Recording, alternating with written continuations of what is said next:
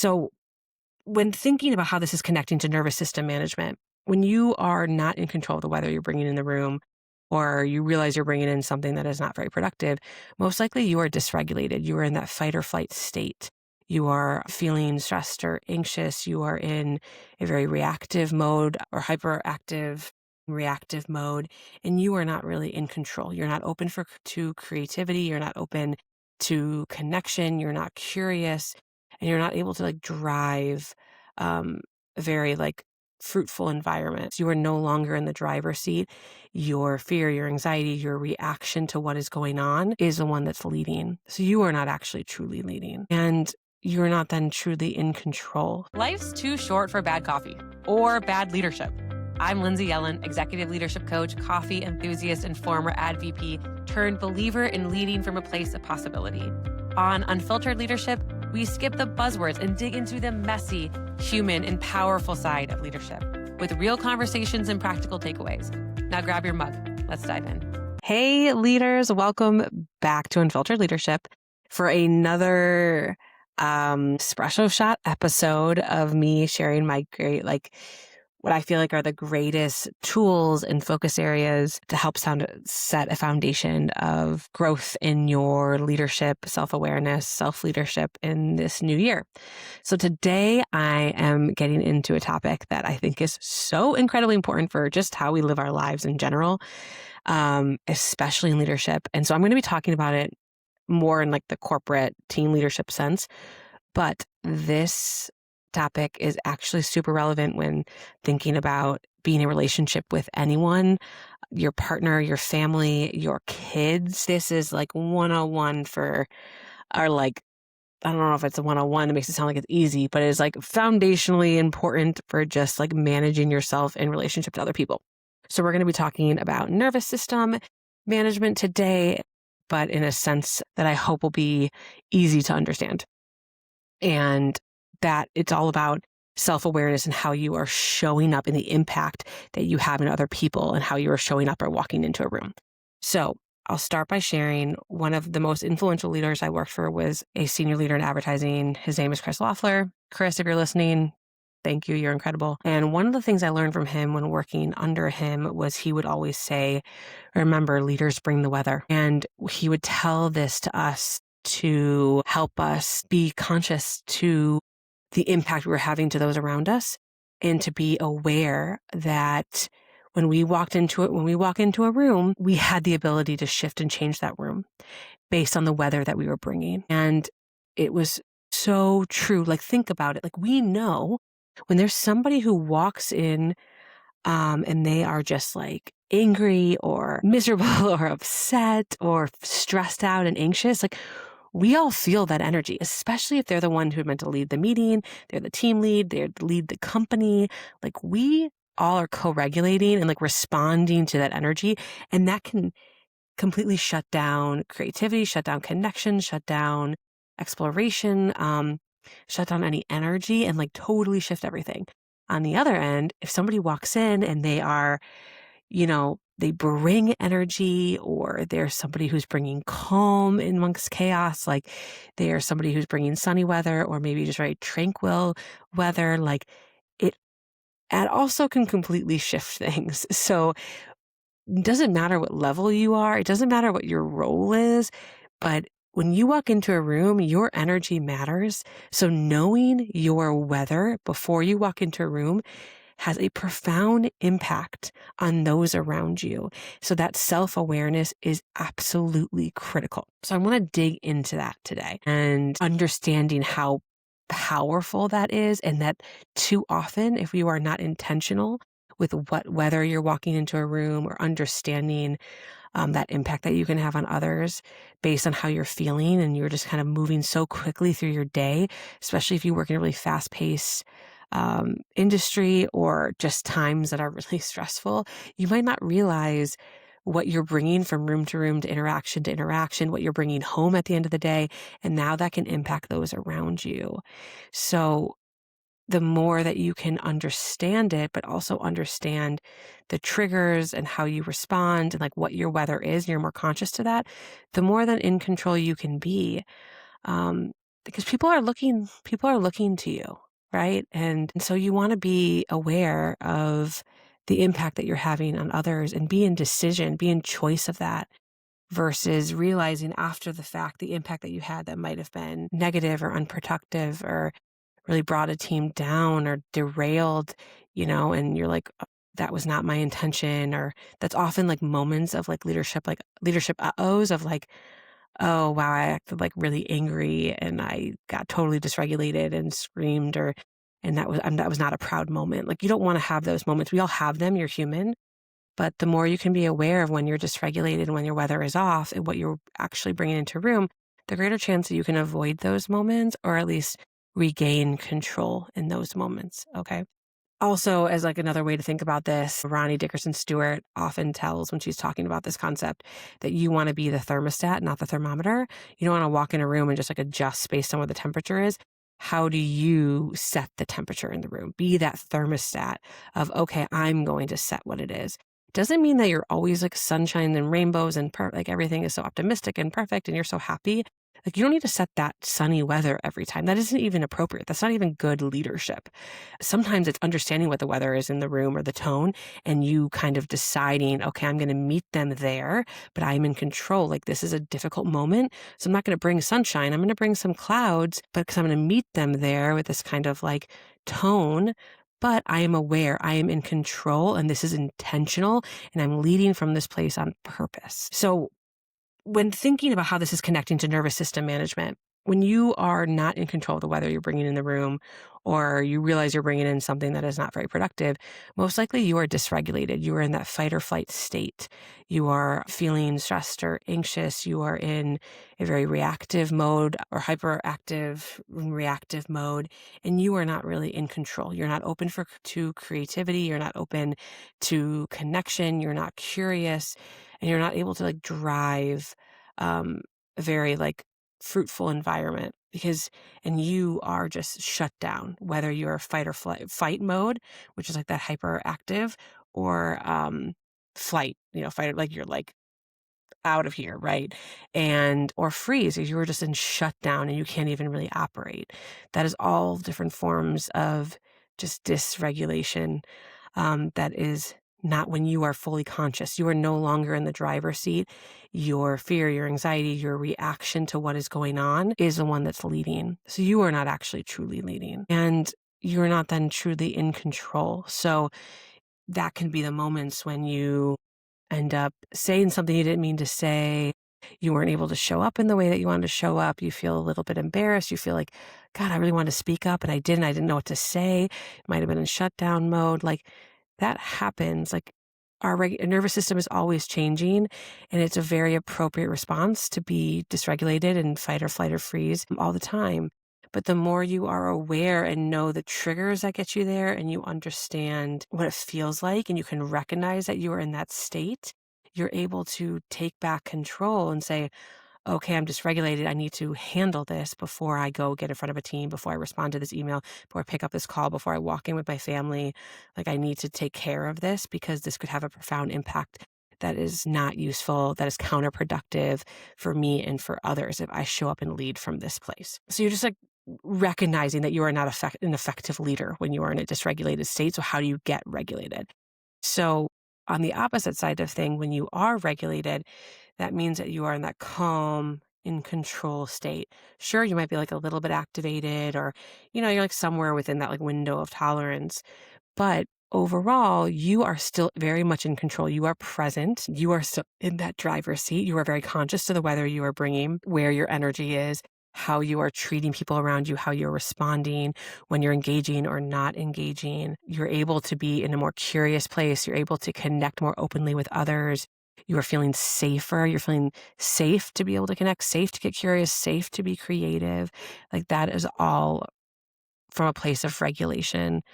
And our most effective leadership is going to come from that place because that's when we're most present.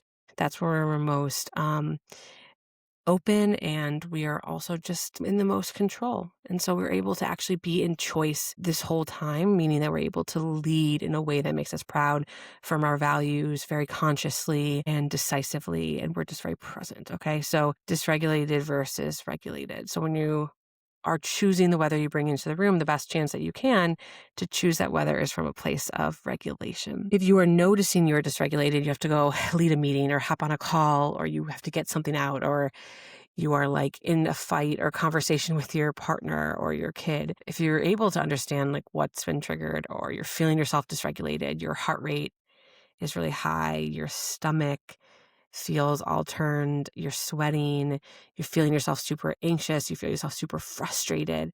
As soon as you can recognize those signs, are you able to do something to start to turn it around? Meaning you excuse yourself from the situation. You take 2 minutes before walking into the room.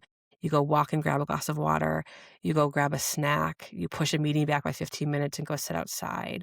You journal. You call someone to talk. You acknowledge, hey, I need a minute.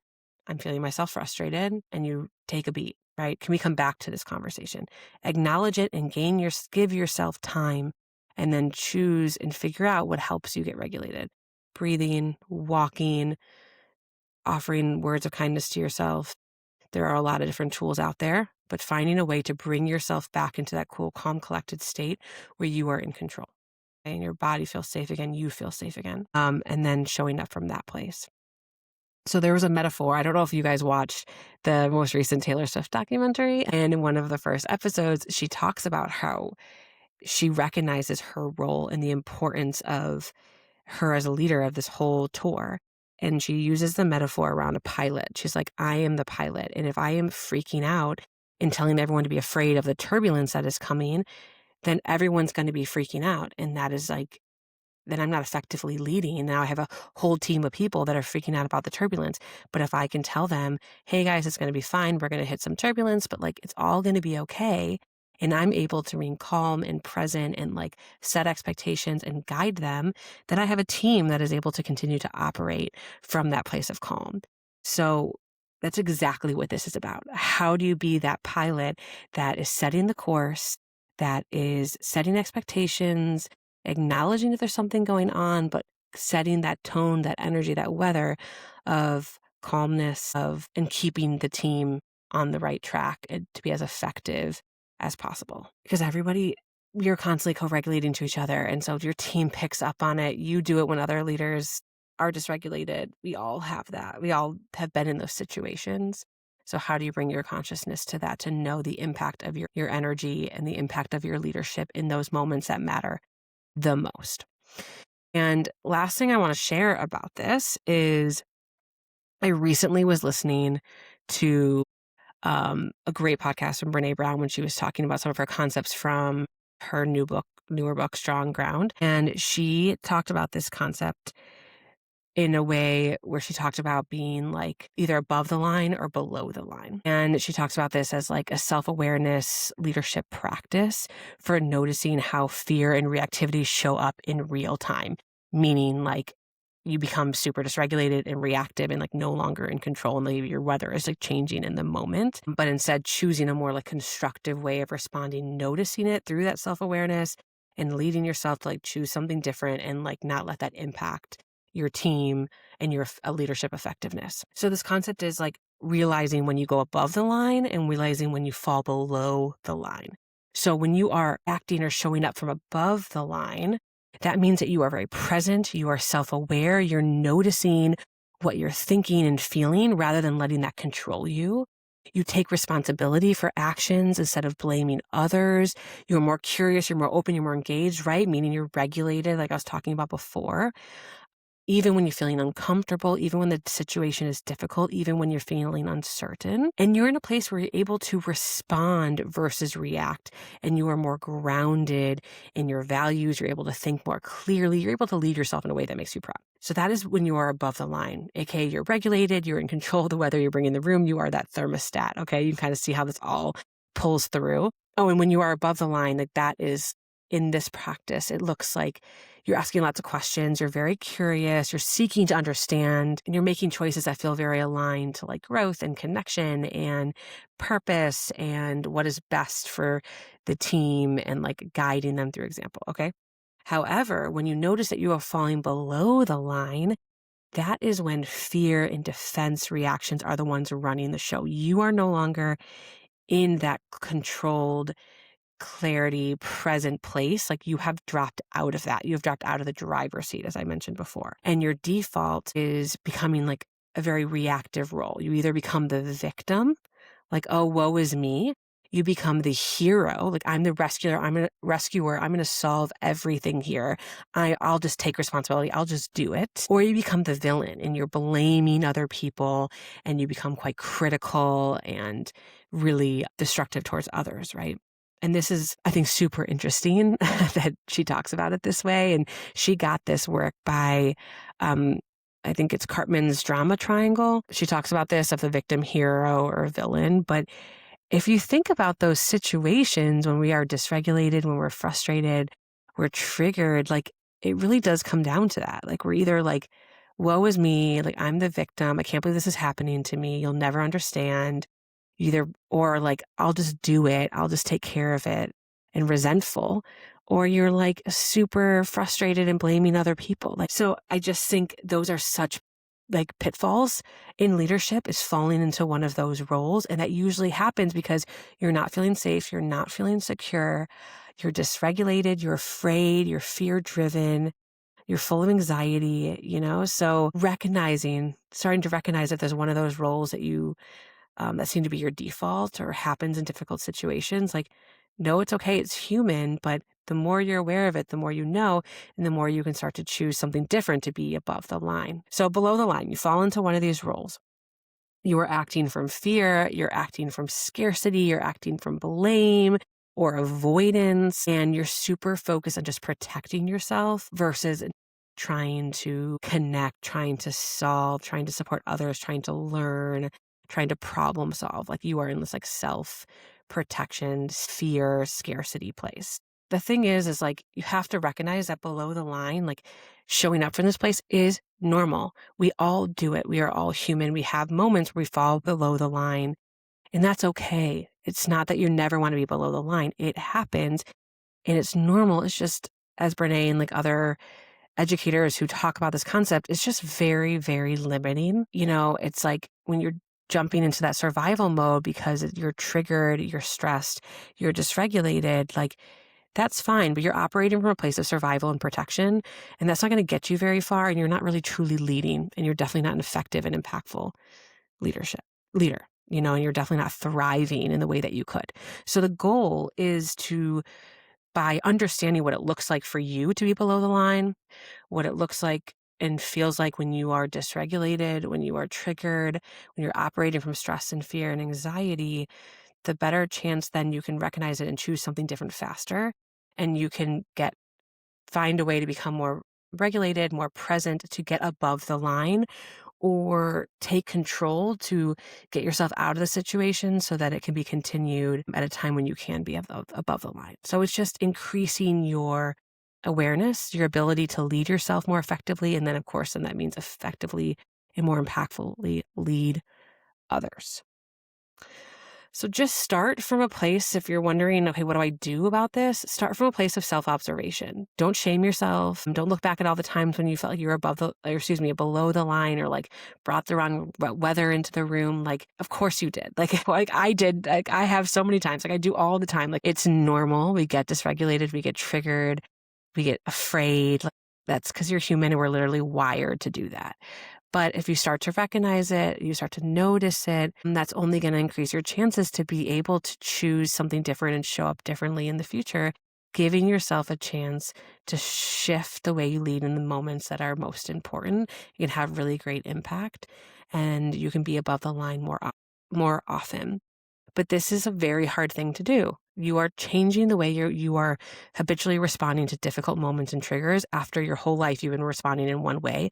Now you want to try to do it differently. So be patient, Be open-minded, be kind to yourself, be honest, observe the leaders around you that you can start to notice bring in weather that is really productive, that are above the line, and what you notice they do and how you respect it. How can you learn from them? And give yourself credit in all the moments when you do show up above the line. Don't let those be missed. Recognize it. What enabled you to show up that way?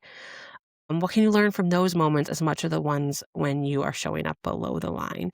And use this language and ask yourself, am I above the line? Am I below the line?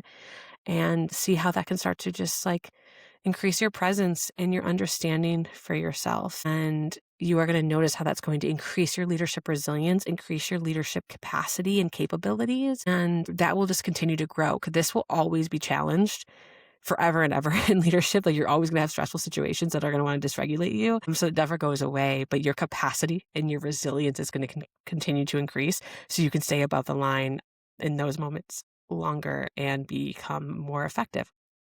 So I hope this has been helpful, because recognizing your dysregulation and the impact that it has on those around you and being able to kind of regain control, or just like at least have the awareness of it, is honestly one of the greatest acts of leadership resilience. It's going to define your success and your impact as a leader. And the sooner you can start to bring understanding and language and like knowledge about it, the more it's going to impact your leadership ability. And I hope this helps in some way in doing so.